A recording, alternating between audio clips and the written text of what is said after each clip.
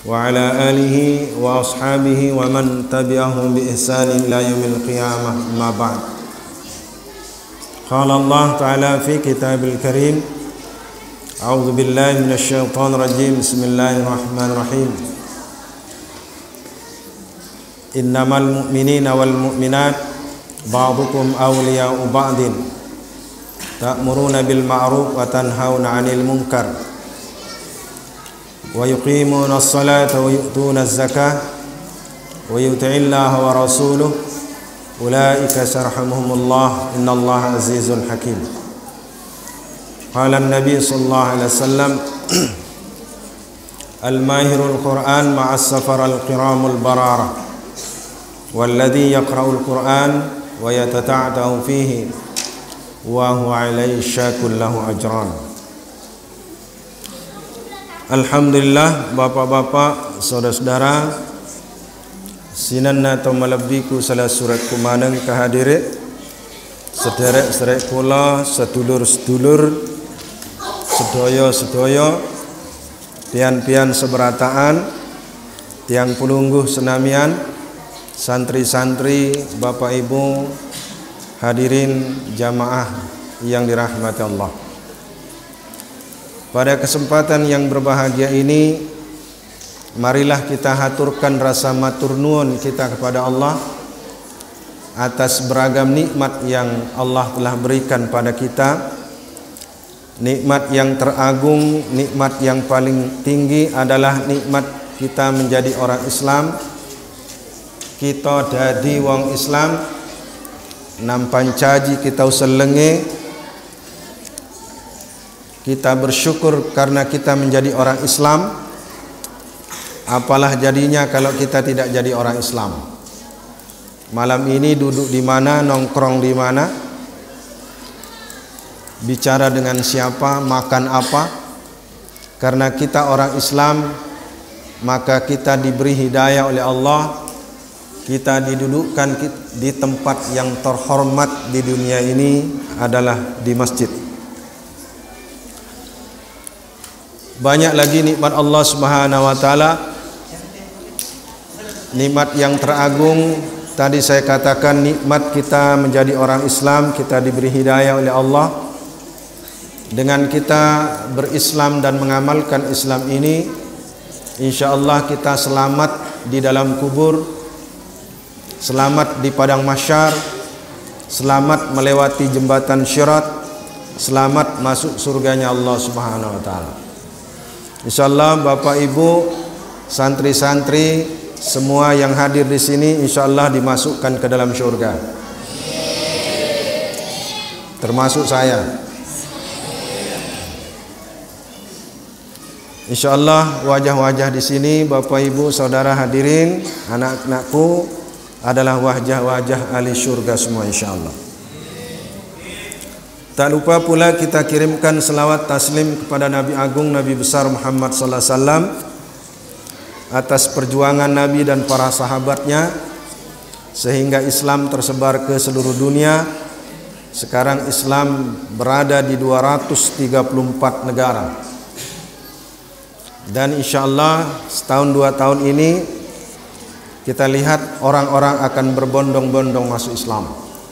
Iza jaa nasrullahi wal fath, apabila pertolongan Allah tiba, wa ra'aitan nasa yadkhuluna fi dinillahi afwaja, kita lihat, kau lihat orang akan berbondong-bondong masuk agama Islam.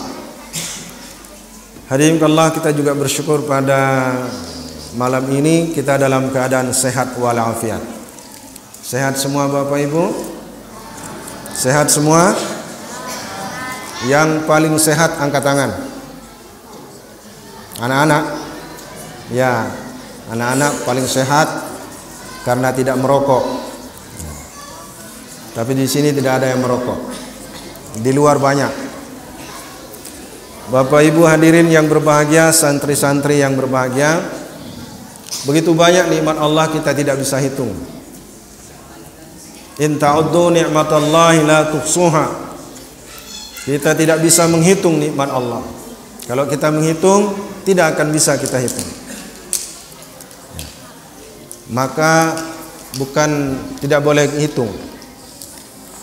Tetapi hadirin Allah Subhanahu wa taala, silahkan kita hitung supaya kita pandai mensyukuri nikmat Allah. Menghitungnya saja tidak bisa hadirin yang dirahmati Allah, apalagi membayar di hadapan Allah. Menghitung nikmat Allah tidak bisa, apalagi membayar nikmat-nikmat Allah yang begitu banyak. Bapak Ibu hadirin, baik, sesuai dengan tema saya pengajian pada malam ini, yaitu menciptakan atau melahirkan anak-anak soleh menuju kebangkitan Islam di masa yang akan datang. Hadirin Allah Subhanahu wa taala,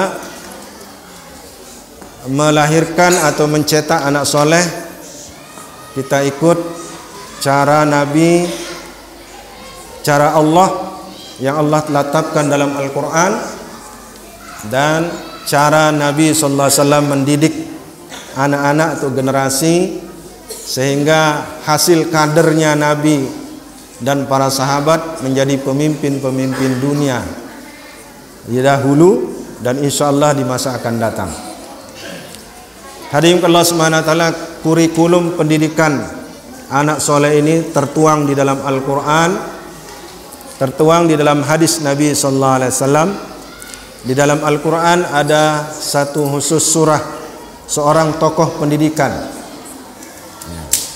yaitu Luqmanul Hakim. Kita lihat dalam surah Luqmanul Hakim, dalam ayat Luqmanul Hakim ayat 12. Dalam tafsir Jalalain ini saya sampaikan, Allah berfirman, a'udzubillahi minasyaitonir rajim, bismillahirrahmanirrahim. Walaqad atainal Luqmanal hikmah an ishkur lillah wa man yusyrik fa innama yashkur li nafsihi wa man kafara fa innallaha ghaniyyun hamid.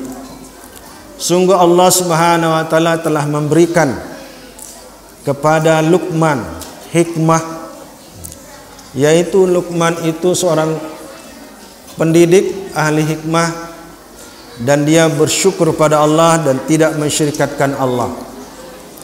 Luqman ini hadirin yang dirahmati Allah, potongannya tidak terlalu gagah.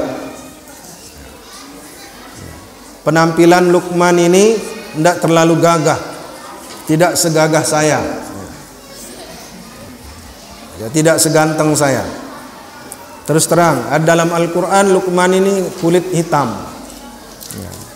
Hadirin Allah Subhanahu wa taala, beliau berkulit hitam. Ya. Kurang lebih beliau seperti Bilal bin Rabah. Tapi Allah Subhanahu wa taala berikan dia kelebihan. Dia bukan nabi dan rasul, tapi dia orang soleh. Dia adalah tokoh pendidikan yang Allah abadikan di dalam Al-Quran. Tokoh pendidik anak-anak soleh. Jadi hadirin Allah Subhanahu wa taala, kalau kita mau melahirkan, mendidik, mencetak anak yang soleh, ya, lihat orang-orang terdahulu, bagaimana beliau telah berhasil mendidik, menciptakan anak-anak yang soleh. Hadirin Allah Subhanahu wa taala, hadirin yang dirahmati Allah, hadirin yang berbahagia, kita lihat sejarah. Maka pendidikan ini penting. Pendidik pertama di dalam kehidupan rumah tangga itu adalah ibu. Karena ibu disebut sebagai al-ummi ummul madrasah. Ibu itu adalah pendidik pertama di dalam madrasah, di dalam rumah tangga. Dalam rumah kita itu adalah ibu. Kita lihat hadirin Allah Subhanahu wa taala zaman nabi-nabi. Misalnya Nabi Nuh. Nabi Nuh, walaupun beliau itu seorang nabi dan rasul, tapi istri beliau itu orang jahat, sehingga anaknya lahir anak ya kurang ajar, anak durhaka, namanya Kan'an. Nabi Nuhnya bagus, tapi istri Nabi Nuh kurang bagus, jahat. Nabi Nuh berdakwah, mengajak manusia taat pada Allah, sehingga diabadikan dalam Al-Quran dalam surah Nuh, inni da'watu qaumi laila wan nahara. Saya dakwah siang malam, enjing bengi usso wedi. Saya dakwah siang malam.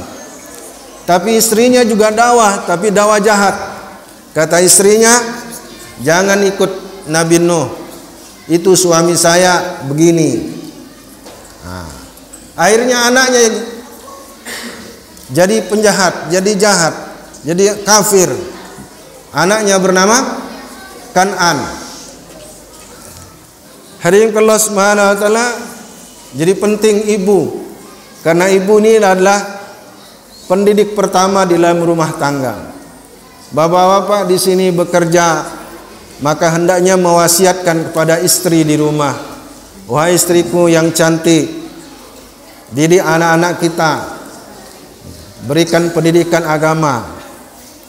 Rentetannya di dalam surah Al-Luqman ini. Hadirin Allah Subhanahu wa taala, Luqman itu orang yang pandai mensyukuri nikmat Allah. Tadi saya katakan bahwa banyak nikmat Allah yang perlu kita syukuri, yang tidak mampu kita hitung. Begitu banyaknya nikmat Allah, menghitungnya saja tidak bisa, apalagi membayarnya di hadapan Allah Subhanahu wa taala. Dan nikmat yang paling tinggi ini adalah nikmat kita berislam, menjadi orang Islam, menjadi orang beriman.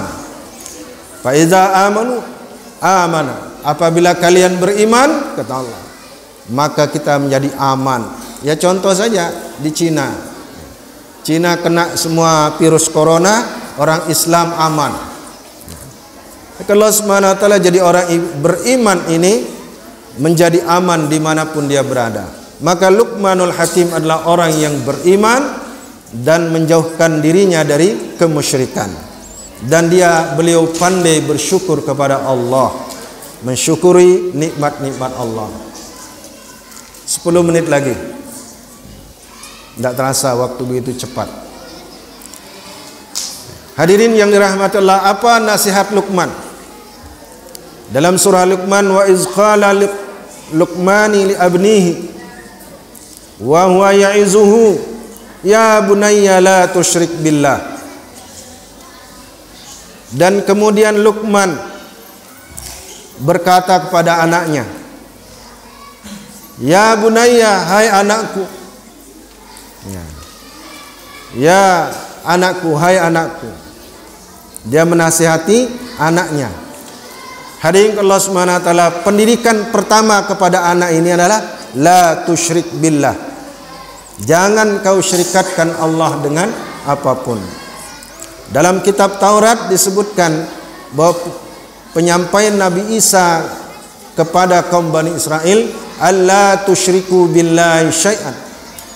Janganlah kalian mensyirikatkan Allah dengan satu apapun. Semua nabi dan rasul berdakwah, ya qaumi ibudullah ma lakum min ilahin ghairu. Hai kaumku, sembahlah Allah, tidak ada Tuhan selain Dia. Yang pertama kita tanamkan kepada anak-anak kita ini ketika dia berbicara adalah tanamkan iman dan akidah penyembahan kepada Allah Subhanahu wa taala. Nabi sallallahu alaihi wasallam bersabda, "Idza takallaman auladakum," apabila anak kita Bapak Ibu sudah mulai bicara, pandai ngomong. Umur berapa tahun Bapak Ibu anak-anak kita itu mulai ngomong?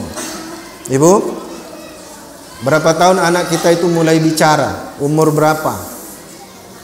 1 tahun ya, 1 tahun atau 13 bulan.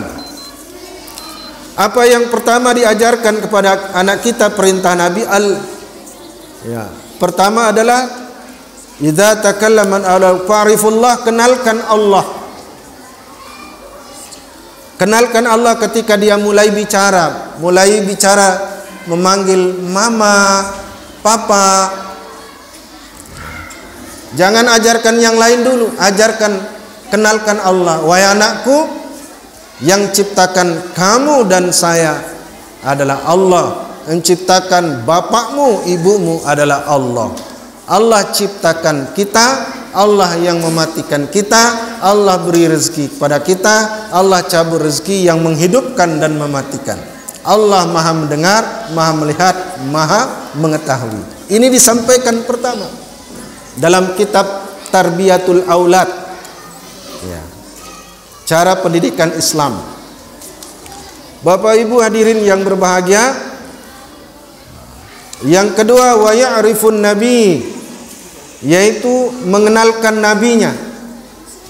Jadi kenalkan penciptanya, kenalkan Allah, kenalkan tauhid, ajarkan tauhid, ajarkan pula kenalkan baginda Nabi sallallahu alaihi wasallam, atau kenalkan siapa nabinya.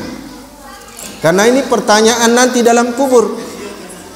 Di dalam kubur ditanya, ya, tidak ditanya berapa gelarnya, siaga warap parammu, siaga rodalekmu, ya, siaga ni tedommu, ya. Tidak ditanya. Yang ditanya adalah marabbuka, siapa Tuhanmu, tentang iman. Maka ketika anak kita mulai bicara, kenalkan Tuhannya, kenalkan Allah, kenalkan Dia Sang Pencipta. Yang kedua, kenalkan Nabi. Begitu juga di dalam kubur akan ditanya, man nabiuka, siapa nabimu, siapa yang dominan dalam kehidupanmu, tata cara kehidupan siapa yang kau ikuti dalam kehidupanmu.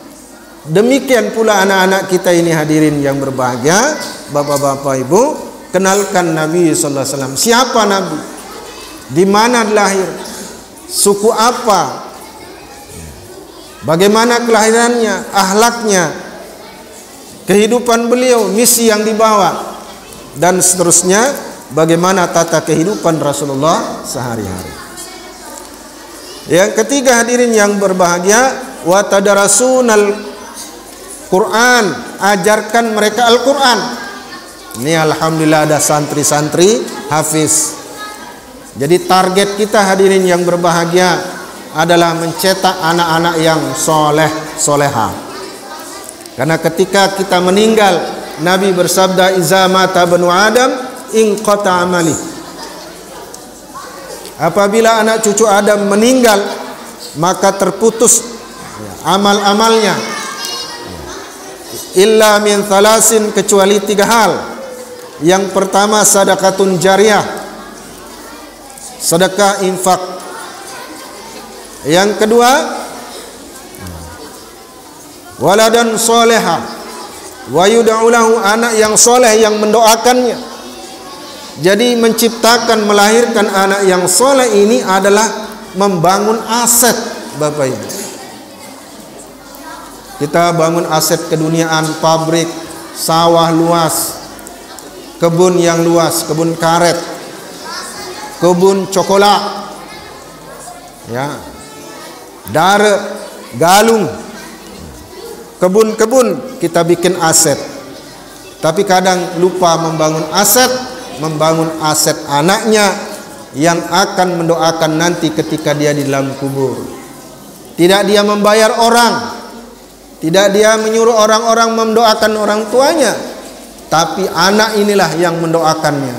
Wa yud'u lahu, senantiasa mendoakan orang tuanya ketika dia berada di alam kubur. Demikian juga kita yang bapak-bapak ini, kita menjadi anak yang soleh, melahirkan anak yang soleh. Kita juga yang dulu sebagai bapak dan ibu, orang yang pertama menjadi orang soleh.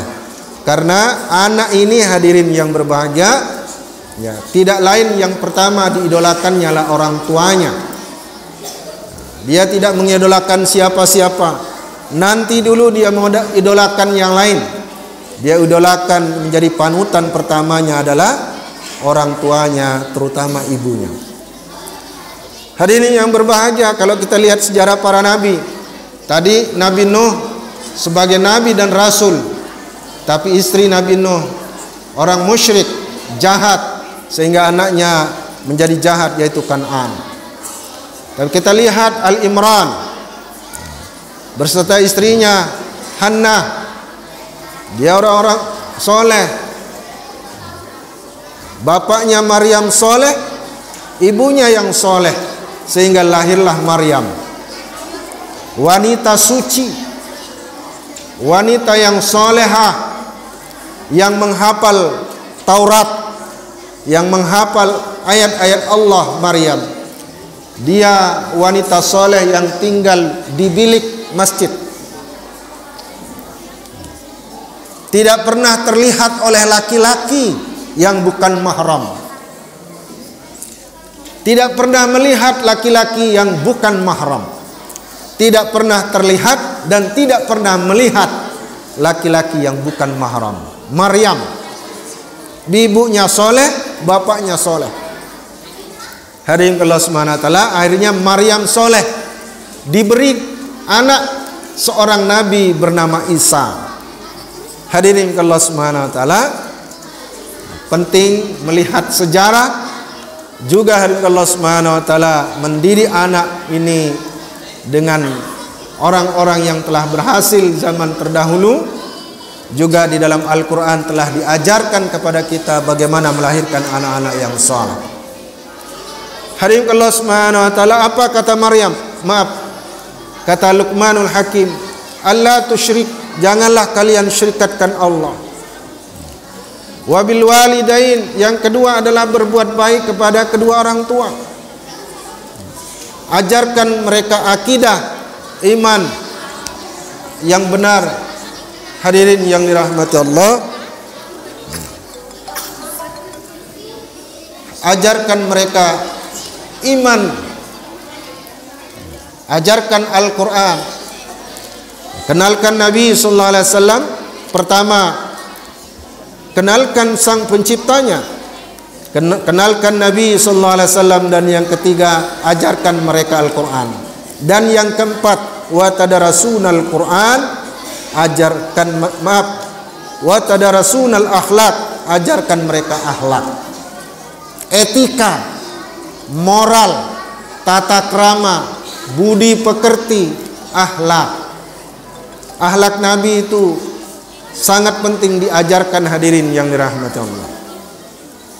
Akhlak Nabi sallallahu alaihi wasallam ada 3 hal. Yang pertama, akhlakul karimah, akhlakul hasanah, akhlak yang baik. Apa itu akhlakul hasanah? Baik dibalas dengan baik. Memberi 1000 dibalas dengan 1000. Itu namanya akhlak yang baik. Akhlakul karimah yaitu diberi 1000 dibalas dengan 5000. Itu namanya akhlakul karimah. Kalau ada orang yang berbuat baik 1, kita balas dengan 1, namanya hasanah.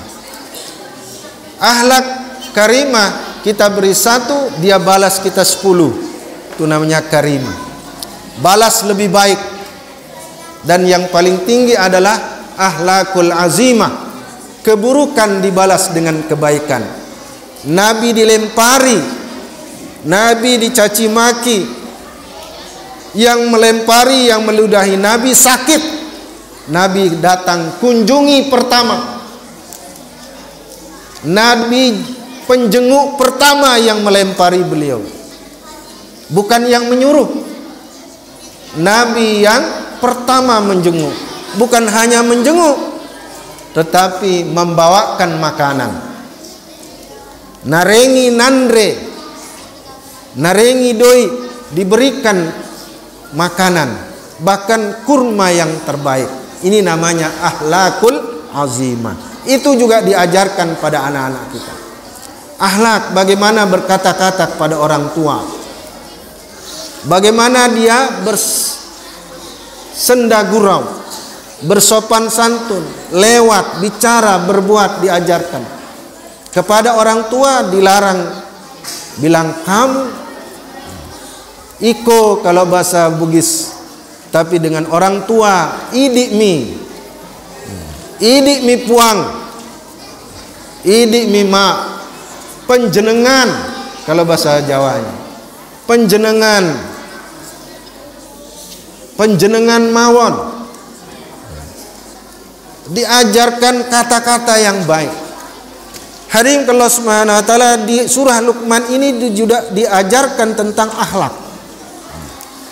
Wa wasainal insana bil walidaini hamalat ummuhu wahnan ala wahnin. Berbuat baik kepada orang tua. Ingatkan kepada anak kita, Bapak Ibu, berbuat baik kepada kedua orang tuanya, terutama ibunya. yang telah mengandung menyapih dia selama 2 bulan, maaf 9 bulan, menyapihnya 2 tahun, menyusuinya 2 tahun. Hari Allah Subhanahu wa taala, hamalathu ummuhu wahnan ala wahn. Kita kasih tahu dia supaya dia tidak durhaka sama orang tua. Sudah kita memeliharanya, menyapihnya, menyusuinya, mengayomi, mengurus beraknya, kotorannya. Kasih tahu, kok kamu sudah besar menjadi penantang. Kalau kamu tahu kau begitu, ku buang aja, ku bawa ke karung, ke buang ke Sungai Mahakam. Kalau kamu durhaka, maka diajarkan akhlak, diingatkan kepada mereka. Saya ingatkan anak saya, pertama dia ngomong, saya ajarkan akhlak. Umur 9 bulan dia, saya ajarkan dia Al-Fatihah. Hadirin yang dirahmati Allah, anusykurillah, juga setelah itu bersyukur kepada Allah. Anak-anak pandai mensyukuri nikmat Allah. Anishkur wali walidai, juga bersyukur kepada kedua orang tuanya. Syukur kamu nak punya orang tua. Lihat anak-anak di luar tidak punya orang tua. Lihat anak-anak pengungsi di Ambon, di Poso, di Lombok, gempa bumi, di Maluku, juga yang terjadi paling anyar yang di Palu. Anak-anak orang tua mereka tidak ada. Kau syukur ini ada orang tua. Kasih tahu.